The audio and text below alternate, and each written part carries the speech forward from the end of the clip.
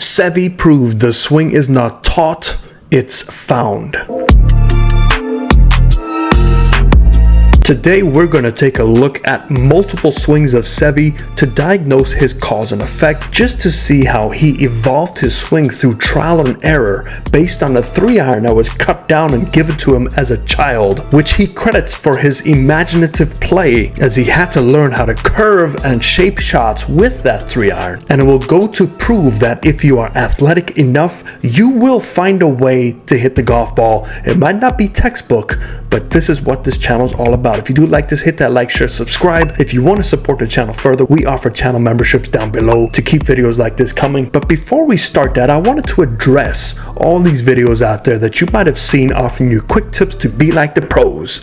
Here's a video of Steph Curry. Curry made 27 3-point attempts in a row in practice. Come on, man, it's practice. Regardless, to make 27 in a row is pretty impressive. Now, if there was a video on YouTube right now that said, after these 5 minutes or this quick tip, you too can hit 27 3-pointers in a row just like Steph Curry, you wouldn't even take that thing seriously, or at least I hope you wouldn't, because that is just disrespectful to the amount of work ethic that Steph put in to be in that position, and it's also disrespectful to your intelligence, because I hope you realize there's no quick fixes and you should never emulate professionals across any board and any sport. So why would some of you consider thinking that there is a quick tip out there to get you to hit it like a PGA Tour pro? That's insulting to you and the Tour Pro. Just wanted to get that across, but enough of my soapbox. Let's get to Seve Ballesteros. Okay, are we ready to watch this thing of beauty? Now, just remember, he was given a cut down 3-iron when he was a kid, and that's the only club he had, so he learned how to hit all these different type of shots with that 3-iron, and that's what he credits back to his imagination and imaginative play, and he can make the ball move all over the place. But if you take a look at this swing, you will notice a couple things occurring that we'll really talk about in more detail, but the rhythm of the swing is just so phenomenal. He uses great sequencing, proper footwork. There's hardly any shallowing going on here, and that's the latest trend today, is to shallow everything. Now, why in God's name would you want to shallow an iron? So I still don't understand why they're trying to teach you to shallow an iron.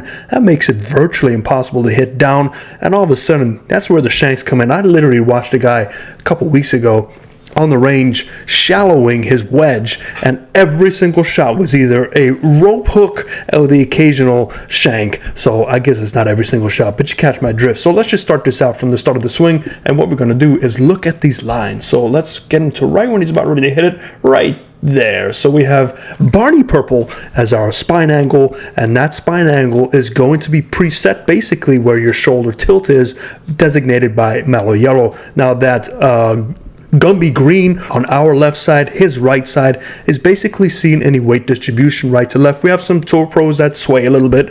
We have some Tour Pros that pivot and turn around that right hip. We'll take a look at what he does. And then we have our big Ivan Red impact line. Now, impact line is very important to see your sequencing. What is moving over the left side? And it's typically we're looking for the left knee or the left hip to get closer to that impact line. Now, remember, when I say left hip, I mean their left hip, not our view. You guys are probably thinking, what is he talking about? But when you are looking at your swing at home, the whole purpose of these is to look at how swings work.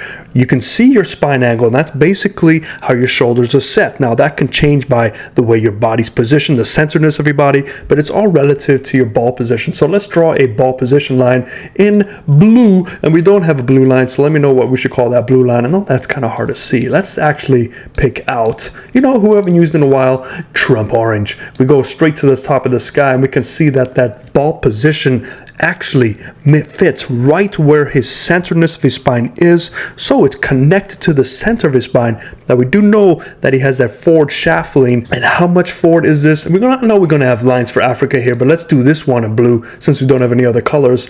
That is his forward press. Now, it's not really relative to his ball position. It's actually relative to your spine angle. So we are looking at this angle right down here. And let's draw this. We're going to add some more lines. Let's draw some more lines down here. We're looking at this angle here that we have to work with in the swing. Now, typically, let's erase some of these lines. We'll leave that ball position line up there. But typically what I've seen amateurs do to counteract that forward press is they don't have the body manipulation to tilt and hang back like Seve will do. So they actually close that gap by getting the weight shift further left to try and align those two circles that we learned about yesterday to meet up a little closer to each other. Now the problem with that is now they've moved their ball position. When they get that slide to the left, what is that, like a dance move? When they get that slide to the left, that's when they have to let go of the hands early, because they've essentially moved that ball position further back in their swing, something you don't want to do unless you have pretty good timing, and then you can get away with it. So now we recognize all these lines. Let's just go and take this back. And this is one thing that he does fantastically. I don't know if that's the way to use that word, but look at those arms.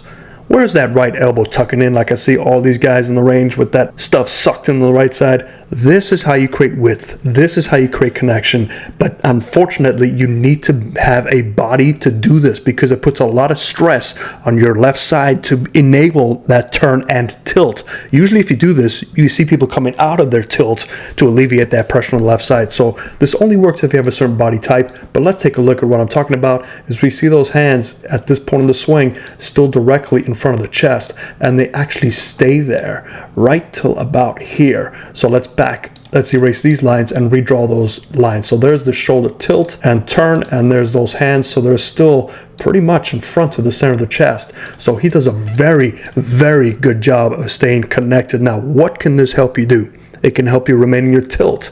It can help you turn to the fullest that your body can do.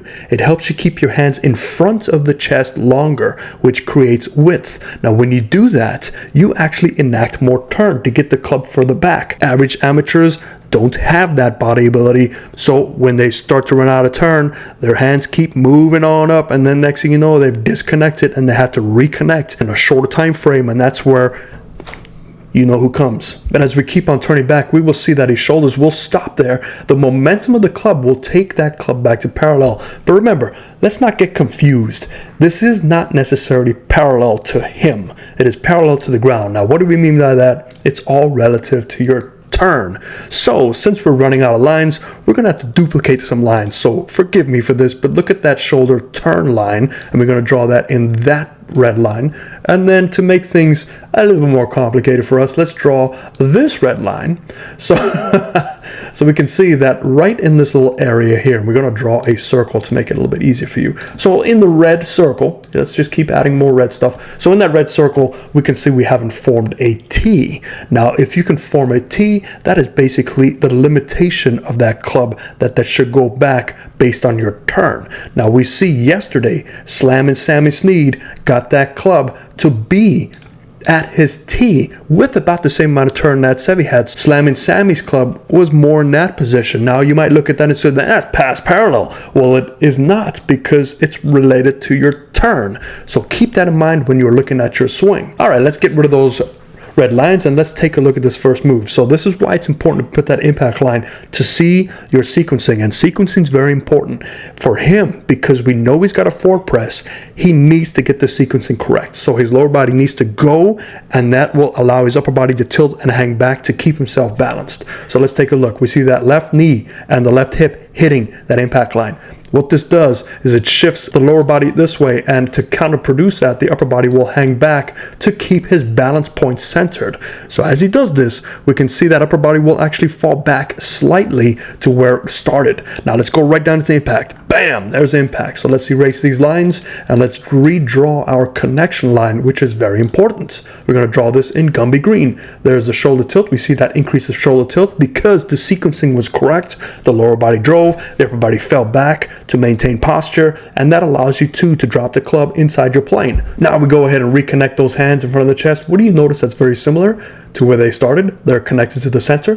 Remember, they stayed connected for a majority of your backswing. As it gets down to impact, they stay more connected. Why is that important? Because now you can hold your wrist angle longer to be in that position. If you can't hold your wrist angle, if you disconnect and you have to reconnect, your hand speed slow down at some point to release that angle, but they have to pick up to catch up to you, you've got some pretty big issues to deal with. So you need to be a little bit more connected. If you feel like that club goes too far back, and it's okay to feel like that club doesn't go as far back if you can't turn enough. That's how you get a little bit more solid. Now that might change your plane, and you might all of a sudden hit fades all day long, but hey, that's something you might have to live with. But if you can time this and get away with it, hey, no problem. But just expect that you will probably have some pretty severe left and right misses, because having this quick action where the club face and path relationship can be affected in such a small, quick motion, that's just one of the problems we have to deal with. And it's up to you to decide what you want to do. But you take a look at this circle. We're going to draw this in our Gumby green,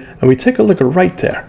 Now you notice how a majority of these lines are stuck and they pass through there. So we have the shoulder tilt line that stayed pretty centered. We have the ball position, which stayed pretty centered. We have the shaft angle, which was connected to that center point. So that is what he is tilting and turning around. So he did a very good job of staying level at that top position while he got his sequencing over to the left side. When you have too much forward press, you get your sequencing going, but we start to see that shoulder fall back to carry that angle. So now all of a sudden that same angle can still work, and you're not driving it into the ground and breaking your wrist or breaking the club. As we come on through, let's erase these checkpoints here and see how long he stays connected. So now we see that older traditional reverse C, and we know why it's a reverse C, because he was connected and he needed to stay connected because of that forward press. His upper body had to stay back while he turned and tilted through the impact position. And let's look at this position here. Hands are in front of the chest,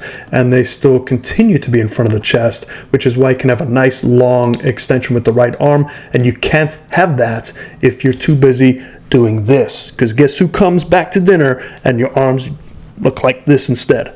Okay, so here's a video of him when he was older, and I believe this is right before he passed away, and we don't know if it's the same club. It's obviously a shorter club, it's a wedge, but I want you to see that there is something that has changed in his setup. And this video does bop around a bit, so we won't be able to draw these lines as detailed as we can, because the camera does move and it'll change our perception. But take a look at what has changed slightly. So the ball position is back over here, so now more of the body's ahead of the golf ball. So I believe he's trying to hit down on this a little bit more because it is a wedge, but you'll notice that forward press isn't as prominent anymore. Now it's hard to tell if this is just because it is a wedge or if it's because he's getting a little bit older. And we can see as a result the shoulders aren't as right tilt dominant, which will then force his spine to still connect with the hands, but we don't see as big of a variance of that forward press carrying over. Now this is important because as you get older and you can't tilt as much at impact, you need to tighten up that setup. So for my older golfers out there, look at that forward press, stay away from that forward press unless you have some sort of compensatory motion that can make that forward press work, but you are limiting your ability to stay connected and give you more repetitive results. As we come on down to impact, let's draw this in mellow yellow. We don't see as much of a tilting increase. The hands are still connected to that tilt, the sequencing still there, but we don't have this exaggerated reverse C. So he's coming up a little bit sooner now, and I believe this has to do with some back issues as you get older, and you can't tilt as much. It's just the way it is, unfortunately. So as you get older, as things change, think about this. Every 10 years, I read somewhere, I don't know if this is true or not, but every 10 years, your whole cell system is brand new. So you're like a brand new person every 10 years. Now you can change it for the better by stretching and working out, which we all know how that goes, or it's just, hey, you just get older and things change. So as you get older, don't worry about how you used to look 10 years ago. Look at how you look now and work with what you got now. Okay, and we gotta do it down the line, because down the line is phenomenal. Look at that divot. That is just phenomenal. And we're gonna take a look at a couple of things that do occur in this down the line. And it's just to show you how he works his plane lines, but then also how he stays very connected, like we saw in that face on, and using that connection correctly, and how it works with his planes. And you'll see that he is not shallow like they're trying to teach nowadays, because shallow is just a recipe for some issues, whether it be body issues or contact issues. So we'll just stick with one line right now, and we'll draw some plane lines just to see how things evolve. And remember, this is not exactly from the down the feet, but it's close enough because we don't have that many videos of Seve, but we take a look at where the arches of the heels, and we're going to split the difference. So right about there is a splitting difference. And again, we see that a lot of these athletes are keeping their centeredness right around here. Now remember, that's the key, because that's where the swing evolves around. And if you can stay centered, if you can support your hip hip joints throughout the whole motion. Now your body is giving your arms and hands a stable, solid system that it can learn how to move. What your hands do is all independent, and it all stems from other things. It could be your range of motion, it could be your preference, it could be the way you developed as a player, as a junior. So a lot of things do occur, but it's all relative to each other. Everyone supports each other. So the lower body will support the upper and vice versa. So you can't change one without the other. We're going to draw this in Ivan Red. Look how steep that is getting right away. And we see how those hands are still in front of the chest at this point, and they will stay in front of the chest as he keeps turning and tilting. So in order to do that, you have to have a higher hand position, because your hands will not cross over to the right side like they do earlier if you don't do this. And that's a result of your right elbow tucking into your side. So part of the benefits of keeping your right arm straighter is to keep it more connected to the center of your chest. Part of the negatives is you have to be able to turn and tilt accordingly.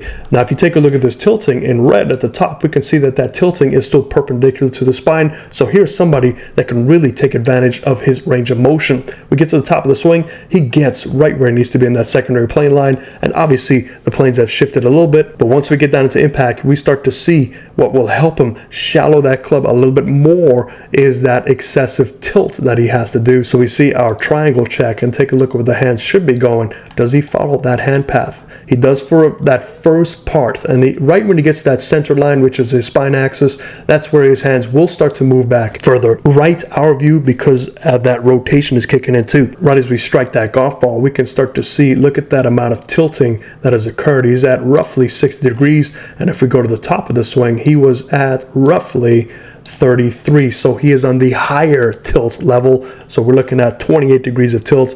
Tour averages is 15 to 25. So anybody that's more tilt, you're looking at that forward press. You guarantee you they'll have more forward press. Less tilt, they have less forward press. What's good for the older golfers? Less tilt. So older golfers out there, look at your forward press, get rid of that if you want to, but then you have to look at your grip and also your sequencing. So let me know your thoughts in the comments below. Let me take out all these little lines, and I want you to tell me what you've been working on. Does this make sense for you? Do you have any stories of Seve? Because I like listening to some stories if you have them out there. Thanks for the support once again. Fairways and Greens.